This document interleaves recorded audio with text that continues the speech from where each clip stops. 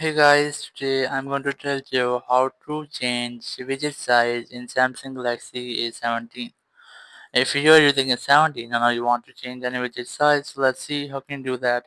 Here, let's see, I'm going to change this one widget size. So just keep a long press on it and you will get this corner. You must have to send it down, hold it. You can easily resize your widget just like that, but you have to keep in mind that you can easily resize the widget for the maximum or the limited. You can see I have resized it, but I can't resize it here. So there's a limit of this size. So now I'm going to resize this one. Just keep a long press on it, then select this corner and resize it. So that's how you can easily change size of widget on your home screen in Samsung Galaxy A17. Thank you very much for watching the video. Until next video, bye bye.